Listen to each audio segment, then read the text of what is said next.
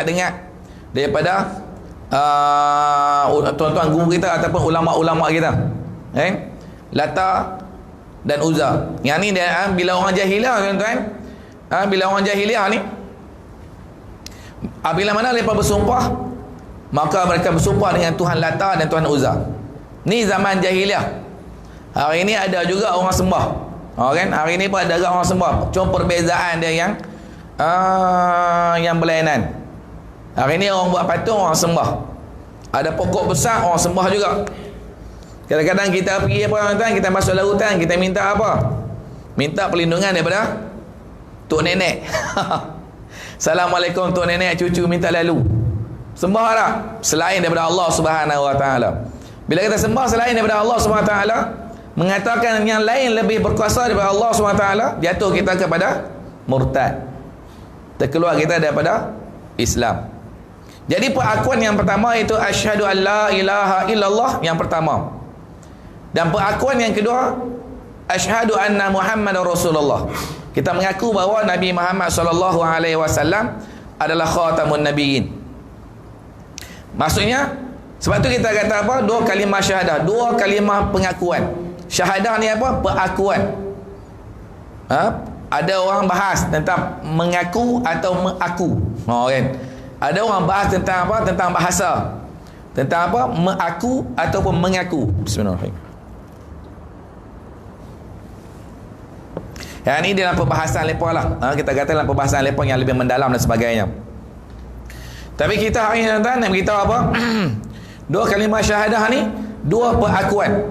Kita mengaku yang pertama Allah adalah satu, Allah adalah Rabb, dan kemudian yang kedua adalah Nabi Muhammad sallallahu alaihi wasallam khatamun nabiyyin. Dan yang lepas kita telah baca apa dia tuan-tuan? Kita baca apa? Bila siapa-siapa yang mengucap dua kalimah syahadah atau mengucap kalimah la ilaha illallah, dia nak masuk rumah, dia ucap kalimah la ilaha illallah. Kata Nabi SAW, dia nak masuk rumah dia, sama ada dia datang daripada tempat pekerjaan ke, balik daripada pekerjaan ke, balik daripada berjalan ke, balik daripada mana-mana, nak masuk rumah dia, dia ucap kalimah la ilaha illallah. Dia langkah kaki kanan, masuk kalimah la ilaha illallah. Kata Nabi SAW, maka menafikan dia akan di atas kepapaan. Menafikan dia di atas kepapaan. Apa dia tuan-tuan? Siapa yang masuk rumah dia, dia ucap kalimah la ilaha illallah. Langkah kaki masuk kalimah la ilaha illallah. Maka Nabi kata apa? Tercegah dia daripada kepapaan. Kata ulama, kepapaan yang paling tidak kepapaan ni, walaupun kita kata kita tak ada rezeki yang banyak contohnya, kita tak ada gaji yang banyak contohnya, isteri tak ada gaji yang banyak, suami tidak ada gaji yang banyak, tidak ada gaji yang tinggi, paling tidak kata ulama, paling tidak dia ni apa? Rasa apa? Rasa keamanan, rasa kebahagiaan dalam rumah tangga dia. Ni yang Nabi kata. Dan pula andainya kata ulama, andainya dia ni bila masuk ke dalam rumah ucap kalimah la ilaha illallah, Allah Taala bagi apa? Allah Taala bagi 100,000 pahala. 100,000 pahala, dan Tuhan gugurkan segala dosa-dosa besar dia. Maka sahabat tanya, ya Rasulullah, andainya dia tak ada dosa besar contohnya.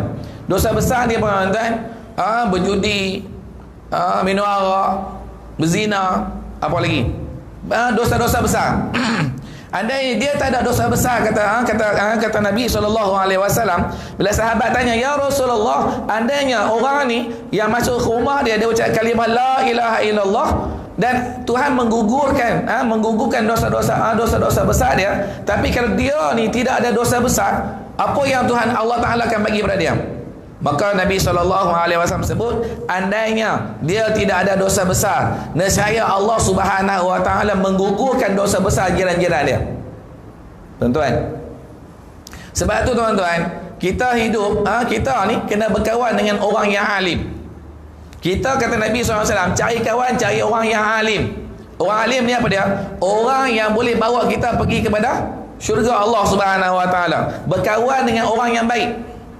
Nak cari kawan, Nabi suruh apa? Cari orang yang baik, bukan cari orang yang bawa mudarat. Sebab apa tuan-tuan? Sebab kalau kawan yang baik, dia akan bagi nasihat untuk kebaikan. Tapi kalau kawan yang tak baik, dia bagi nasihat untuk porak-peranda kita. Masuk apa? Masuk neraka Allah Subhanahu wa taala. Sama juga dengan jiran.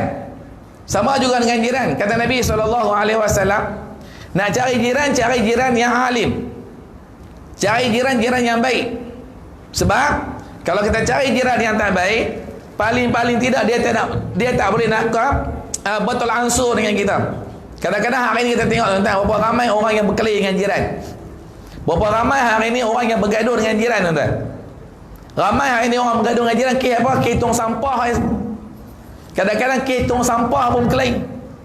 Kadang-kadang berkelahi di atas apa? Atas sebab apa? Sidai ampaian, kain di ampaian pun berkelahi. Kadang-kadang disebabkan kucing pun berkelahi tuan-tuan. Kadang-kadang disebabkan kucing pun berkelahi. Sebab dia apa? Sebab tidak ada tolak ansur. Sebab itu kata ulama, kita nak beli rumah ataupun kita nak pergi berdiam di kampung ataupun kita nak buat rumah, kita cari di mana perkampungan ulama menjadi satu sunnah. Mencari rumah di kampung adanya ulama itu menjadi satu sunnah. Tuan-tuan, betapa berat, betapa telitinya agama Islam ni nak ajar kepada kita apa yang perlu kita buat dan apa yang perlu kita tak buat. Yang ni yang kita baca lepas tuan-tuan. Sabda Nabi SAW, la ilaha illallah tadfa'u an qailiha tis'atan wa tis'in baban minal bala adnahuhum alhammu. Kata Nabi SAW, la ilaha illallah itu menolak ia daripada orang yang berkata akan dia akan 99 pintu daripada bala. Dia kata Nabi SAW, siapa-siapa yang mengucap kalimah la ilaha illallah, maka Allah Subhanahu wa taala tadfa'u an qailiha. Allah Taala mengangkat apa? Allah Taala hindarkan dia daripada cacian orang. Allah Taala hindarkan dia daripada cacian orang. Bismillahirrahmanirrahim. Parau sikit suara. Punggah. Jadi apa dia tuan-tuan? Kata Nabi SAW,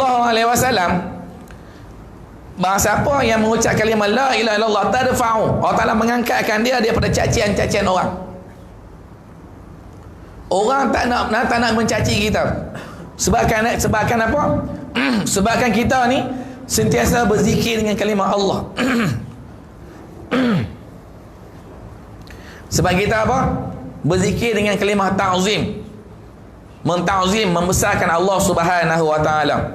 Ataupun kita sebut kalimah tauhid. Kalimah akidah. Kalimah akidah. Orang yang berzikir tuan-tuan, hidup di sisi Allah Subhanahu wa taala. Orang yang tak berzikir mati di sisi Allah.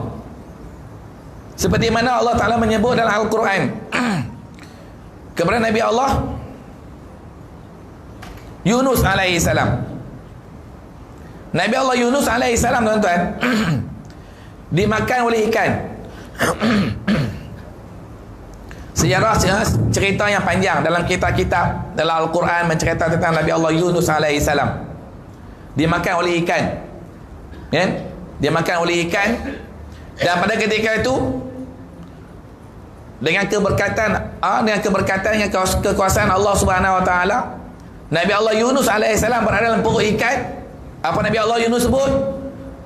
Kalimah la ilaha illa anta subhanaka inni kuntu minadh zalimin. Nabi Allah Yunus sebut zikir. Maka terdengarlah kepada apa? Ahli-ahli langit. Maka terdengar pada ahli-ahli langit tuan-tuan.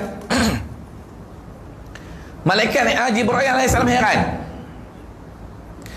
Surah ni aku pernah dengar. Surah ni glamour sangat, dia kata. Surah yang nyebut kalimah la ilaha illa anta subhanaka inni kuntu minadh zalimin ni, surah ni glamour sangat. Dan aku selalu dengar surah ni. Tapi yang aku heran, kenapa surah ni berada di dasar di dasar perut laut. Kenapa seorang ni berada di dalam perut laut? Sebab seorang ni adalah seorang manusia. Mana mungkin manusia berada dalam perut laut, dalam perut sungai, laut.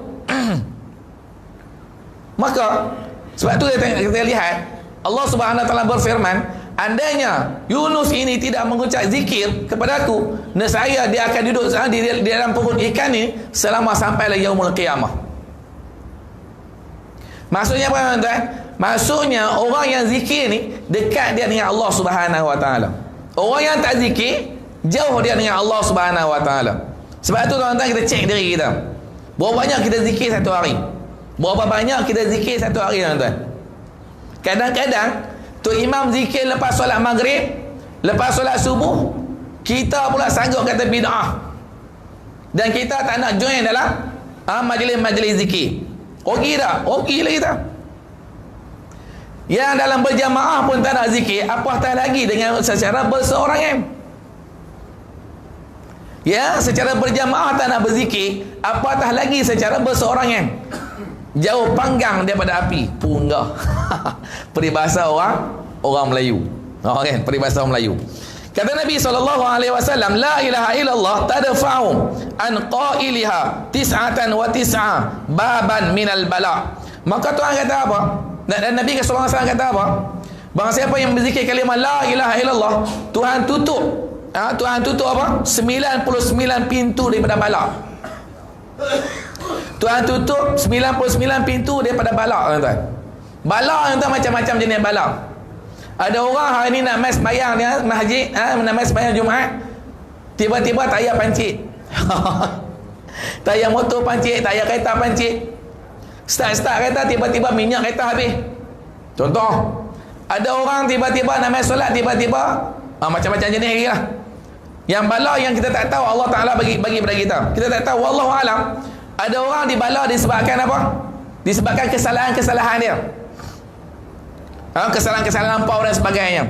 Untuk apa? Untuk Allah memperingatkan bahawa Allah sedang lihat dia.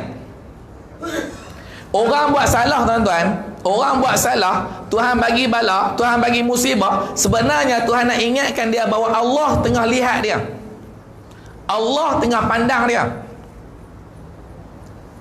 Maksudnya apa tuan-tuan? Maksudnya Allah sayang dekat dia.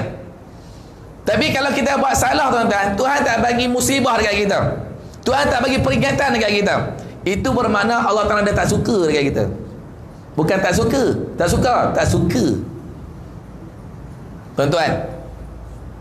Jadi Tuhan kata apa? Barang siapa yang mengucap kalimah la ilaha illallah, la ilaha illallah, la ilaha illallah tuan-tuan, maka Allah Ta'ala tutupkan dia 99 pintu bala.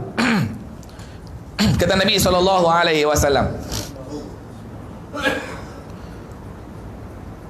Maka dia kata sekurang-kurangnya bala yang ditutup oleh Allah Subhanahu Wa Taala ni, bala yang ditutup oleh Allah Subhanahu Wa Taala ni paling kurang, dia kata sekurang-kurangnya bala apa? Bala duka cita. Bala duka cita. Kita tak nak hari dalam kehidupan kita hari ni berapa orang nak berduka cita? Semua orang tak nak berduka cita, semua orang nak ceria, semua orang nak bahagia, semua orang nak suka, semua orang nak senang. Tapi apa tuan-tuan? Tapi kita nak berzikir kepada Allah Subhanahu Wa Taala pun susah tuan-tuan.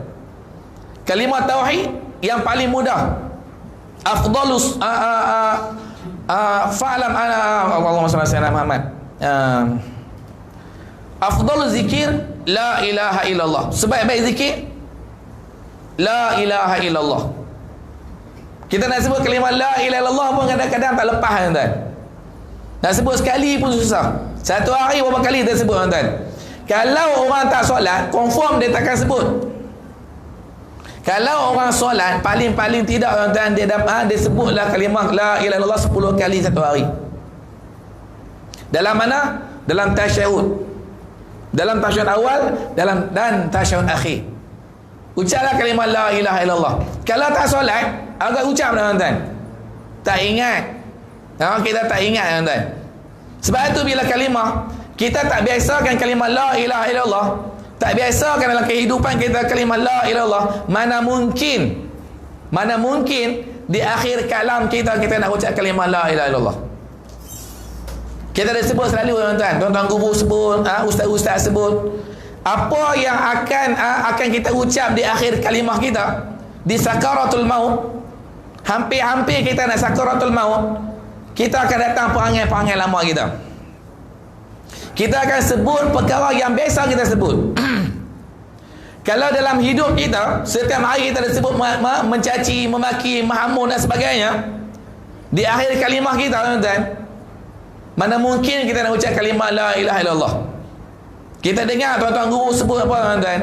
Barang siapa yang di akhir kalam dia, di akhir kalimah dia, dapat ucap kalimah la ilaha illallah, maka wajib syurga dekat dia.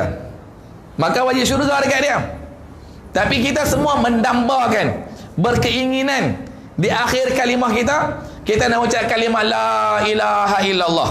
Mana mungkin di akhir kalimah kita nak ucap kalimah la ilaha illallah, sedangkan sepanjang hari kita, sepanjang kehidupan kita, nak sebut kalimah la ilaha illallah sendiri pun kita berasa berat. Mana mungkin. Maka kata Nabi SAW, paling-paling tidak duka cita yang Allah Ta'ala hindarkan bagi orang yang selalu lidah dan dibasahi dengan zikrullah, kalimah la ilaha illallah, iaitu apa dia? Berduka cita. Berduka cita. Macam-macam jenis berduka cita. Wallahu a'lam bisawab. Kata Fakhr Razi, kata Syekh Fakhr Razi, sesungguhnya disebut akan kalimah ini di dalam Al-Quran pada 37 tempat. Kata Syekh Syekh Fakhr Razi, kalimah la ilaha illallah ni ditulis dalam Al-Quranul Karim.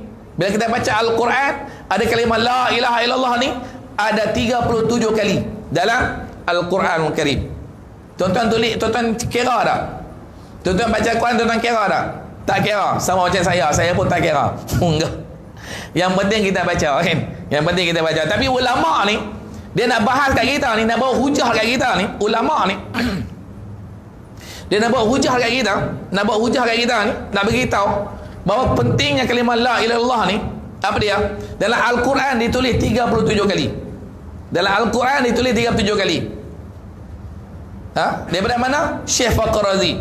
Dalam kitab mana? Jauharil Marhum. Dalam bab mana? Al-babu fadilatillah kalimah la ilaha illallah. Ni dia hujah kita. Ni hujah kita.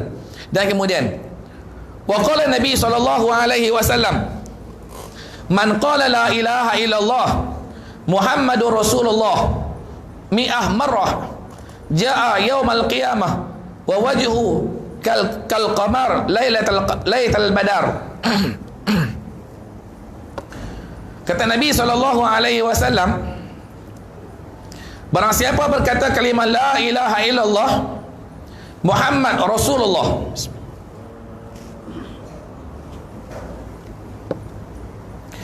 kata Nabi SAW, siapa yang ucap kalimah la ilaha illallah Muhammad Rasulullah 100 kali, satu hari dia ucap kalimah la ilaha illallah Muhammad Rasulullah 100 kali. 100 kali, tuan-tuan, banyak tak? Banyak lah 100 kali. Banyak. Macam mana kita tahu kata banyak? Macam mana kita tahu kata banyak? Berapa ramai hari ini lepas solat dia ucap kalimah la ilaha illallah Muhammad Rasulullah? Tak ramai, tuan-tuan. Sebab apa? Sebab berat.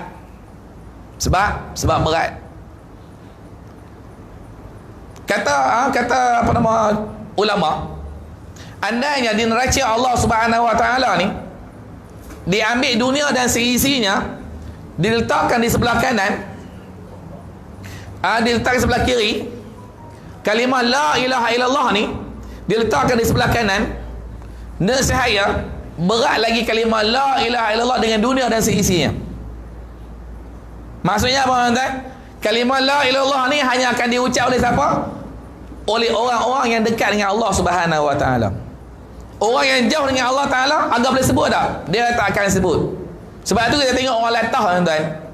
Orang latah, berapa ramai yang latah dia ucap kalimah la ilaha illallah. Bukan latah tempat ni lah, latah tempat lain. Tempat ni semua ucap kalimah la ilaha illallah kan, atau Allahu Akbar dan sebagainya.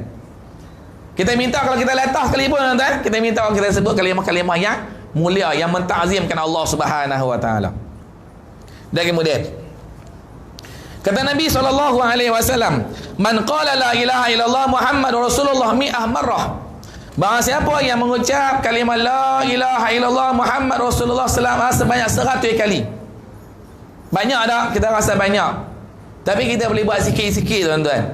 Buat sikit macam mana? Selepas solat fardu, setiap kita lepas solat fardu, kita baca 20 kali la ilallah Muhammad Rasulullah. Paling-paling tidak, tuan-tuan, kita guna jari jemari kita. Kita guna urat-urat jari jemari kita. Satu kali pusing, kita dah capai 33 kali. Kita ambil ruas jari kita. Kita kira, tuan, ruas jari kita. 1, 2, 3, 4, 5, 6, 7. Satu jari ni dah ada 7 ruas. Satu jari dah 7 ruas. Tapi kalau kita pusing satu kali, tuan, la ilallah Muhammad Rasulullah, la ilallah Muhammad Rasulullah, la ilallah Muhammad Rasulullah, satu pusing, tuan, dah ada 33 kali. Satu pusingan dah 33 kali. Sambil kita bangun daripada solat, sambil berjalan, nak pakai baju dan sebagainya, ataupun nak berjalan, nak pergi ke motor, nak pergi ke basikal, nak pergi ke kereta dan sebagainya, sambil la ilallah Muhammad Rasulullah, la ilallah Muhammad Rasulullah, habis satu pusingan dah ada 33 kali. 33 kali, tuan-tuan. Setiap waktu kita buat benda yang sama, rutin yang sama, tuan-tuan. 33 kali dengan 5 berapa? Saya matematik fail, punggar sungguh. Tuan-tuan kira sendiri berapa banyak. Tuhan, Nabi SAW kata apa? Barang siapa yang ucap kalimah la ilallah Muhammad Rasulullah sebanyak 100 kali satu hari, maka datang ia pada hari yaumul qiyamah. Datang dia pada hari kiamat. Di hari kiamat nanti, kata Nabi SAW, mukanya seperti bulan pada malam penuh purnama. Di padang mahsyar nanti, tuan-tuan, orang-orang yang sentiasa mengucap kalimah la ilaha illallah Muhammad Rasulullah, la ilaha illallah Muhammad Rasulullah, di padang mahsyar nanti, di yaumul qiyamah, muka dia berseri-seri bagaikan apa? Bagaikan bulan purnama. Tak payah nak pakai facial, tak payah nak pakai makeup, tak payah nak pakai apa? Bedak, sabun, apa lagi? Putih dengan berseri-seri disebabkan apa? Sebabkan kalimah la ilaha illallah Muhammad Rasulullah. Tuan-tuan, kita kata Muhammad Al-Badrul. Muhammad ni apa dia? Bulan purnama. Asy-syamsu, matahari. Kita baca dalam Barzanji contohnya. Dalam kitab Barzanji. Kita baca anta syamsun anta badrun. Bila kita ucap kalimah la ilaha illallah Muhammad Rasulullah, memuji Nabi SAW,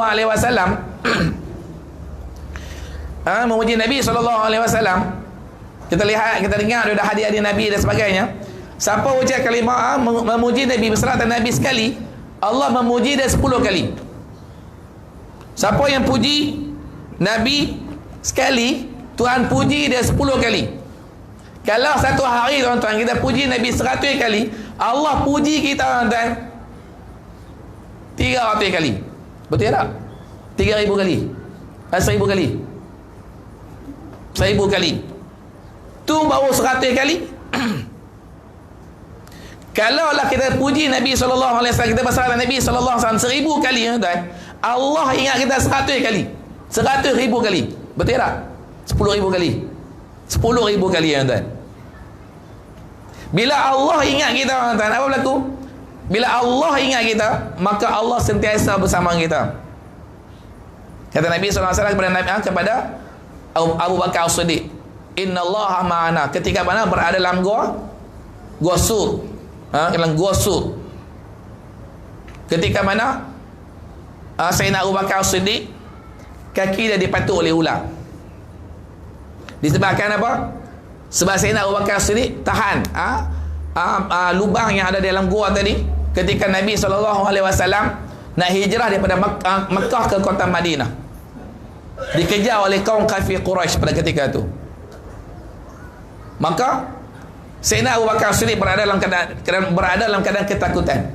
Sayyidina Abu Bakar As-Siddiq berada dalam keadaan ketakutan, yang mana orang kafir Quraisy pada ketika itu sangat-sangat mencari Nabi SAW untuk dibunuh. Kita lihat sejarah malam Nabi SAW nak hijrah daripada kota Mekah, kota Madinah. Daripada kota Mekah Nabi kota Madinah, Nabi nak berhijrah. Yang mana pada ketika itu dikelilingi oleh apa? 12 pemuda daripada mewakili kabilah-kabilah yang ada di Mekah. Kabilah-kabilah Arab pada ketika itu.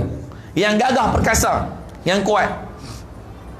Maka Sayyidina Abu Bakar As-Siddiq orang yang tua, orang tua tuan-tuan. Sayyidina Abu Bakar As-Siddiq orang yang lebih tua daripada Nabi SAW. Nabi hijrah pada ketika itu umur Nabi 53 tahun. Umur Nabi 53 tahun. Sayyidina Abu Bakar As-Siddiq agak berapa tahun? Lebih daripada Nabi SAW. Kita umur 53 tahun tuan-tuan. Berapa ramai hari ini orang yang umur 53 tahun boleh pecut 100 meter?